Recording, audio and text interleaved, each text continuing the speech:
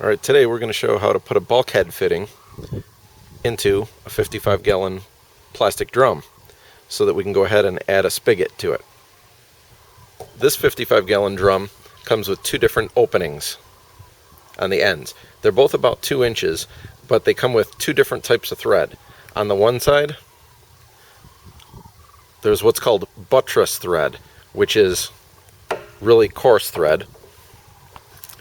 And on the other end, it looks like regular 2-inch NPT pipe thread. And the opposite side over here also came with a small vent in here. This piece comes out, there's a little fabric vent on it, and there's a hole on the inside. Also, if you notice, there's 3/4 inch pipe threads on the inside here, and there's a little groove on the back side of this. That means this is a knockout. So you should be able to lay this on a flat surface and hit the standing part with a hammer, and it's going to knock out that center plug. Once that gets knocked out, you can take your 3/4 inch faucet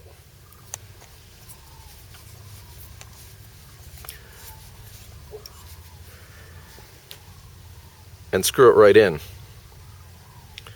Now this is perfect if you want to use one of these barrels horizontal and go ahead and just put a faucet on one side and leave an air vent on the top side. So you can go ahead and do it that way. What we're going to do is, I want to use the barrel upright, so we're going to put a bulkhead fitting in down below.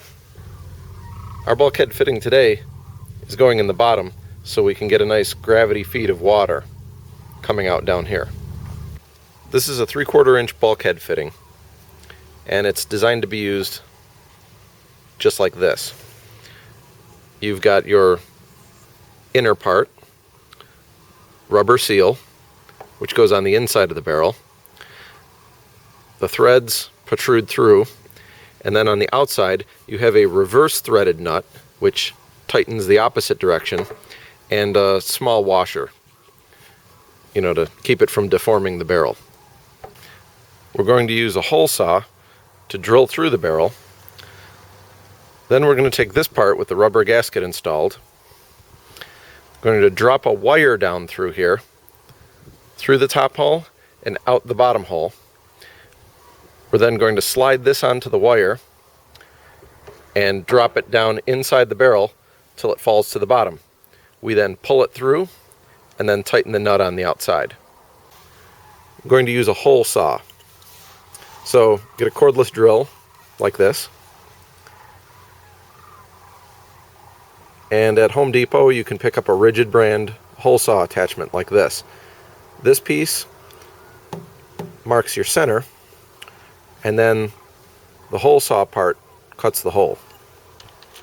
This rigid brand one has pins that come up as you tighten the collar.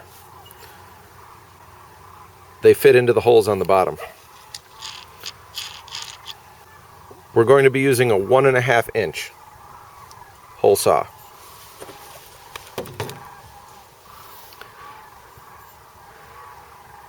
Here's our bulkhead fitting. Here's the 1.5 inch hole saw. If you notice, it's just slightly larger. It should fit just over that. So 1.5 inch for a typical 3/4 bulkhead fitting. 3/4 inch threads in here. So take your hole saw,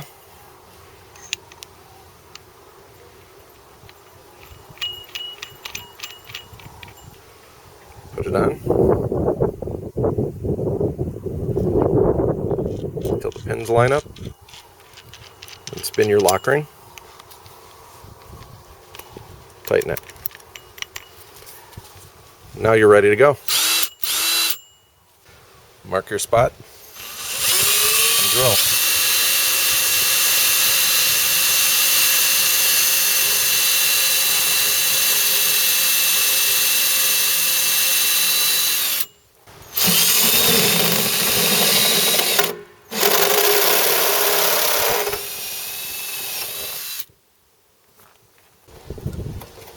the hole a little bit.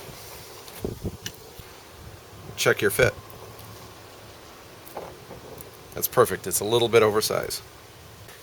Now what you want to do is, to get the plastic out, the plastic shaving residue, go ahead and tip the barrel on its side like this and flush it with a little bit of water. Spray water down inside so that you get all those plastic pieces to flush out. Now to get the bulkhead fitting down to the bottom on the inside where you can't reach, I'm going to use a long piece of wire and stick it down through here. You could use string or anything else. Piece of electrical wire even, you could bend it nice and straight so it would go right to the hole. I'm just going to feed it in the top and make it come out the hole, and then we're going to slide the bulkhead fitting down. I'm going to put the wire down through till it comes out, then going to slide the bulkhead fitting down the wire till it comes out the bottom.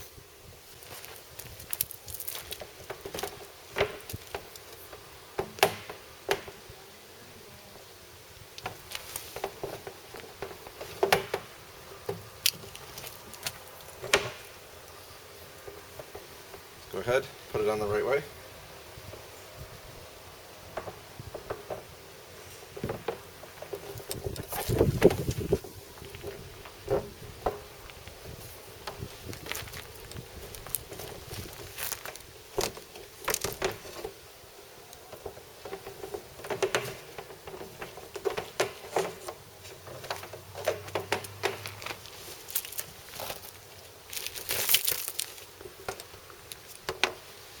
Go ahead, put your washer on.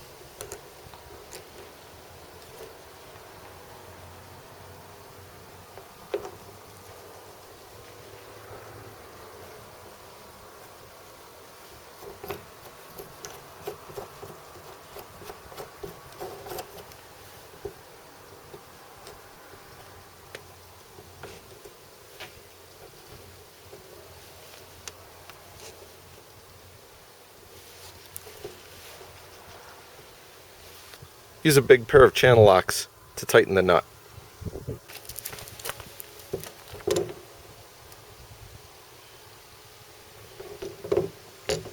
And now we're going to close up the top of the barrel. This one I'm going to leave hand tight. The one with the buttress threads, the large threads, this is going to be, for looking in here and checking and stuff like that. It doesn't have to be really tight. I'm just going to go ahead and hand tighten that one in there. And then the other one I'm going to go close all the way. Little trick here. If you want to be able to open these fittings on the barrels, these caps, what you do is go to your hardware store and get a paint scraper like this. You can buy these pretty much anywhere that, any hardware store, painting store, stuff like that, Home Depot. And the hook end actually fits right in here and allows you to tighten these. It's a little sloppy, but it works pretty good. And even on the other type over here that has the vent, you have to just make sure you push it down in pretty tight. Just put it right in there, and it'll almost click down, and you just kind of hold it as you turn it.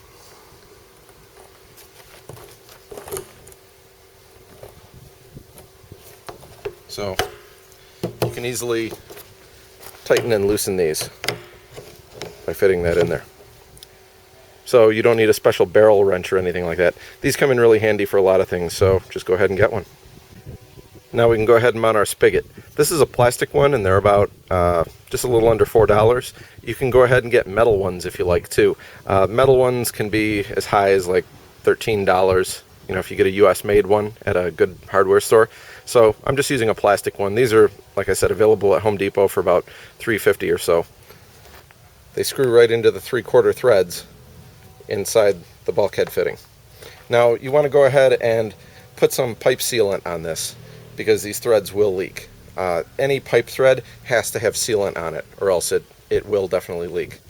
So we'll go ahead and do that. And there we are. Now we have a bulkhead fitting and a spigot that we can attach a hose fitting to on the outside of a 55-gallon drum. Alright, now we're ready to put the barrel up on top of this custom stand that I built.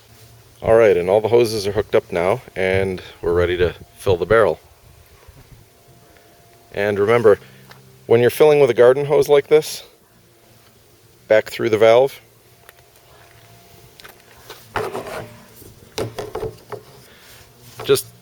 leave your cap on top of the barrel in loose like that. This one already has a vent, but it's not a really high pressure vent or anything like that, so it won't really release a lot of air. So you want to just kind of leave this cracked a little bit till you're done. You know, you could even go ahead and screw it in 1 or 2 threads, you know, just so it doesn't blow away or something like that. And you're ready to do it. Make sure your valve going down the line to your drip irrigation or Oyas is closed. Connect your high pressure garden hose, then go ahead and open this valve up. It's going to send the water right back into your barrel and fill it up automatically.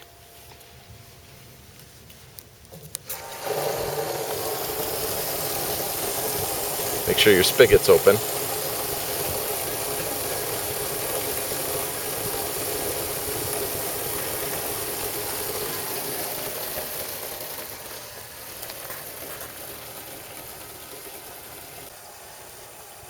And there you have it.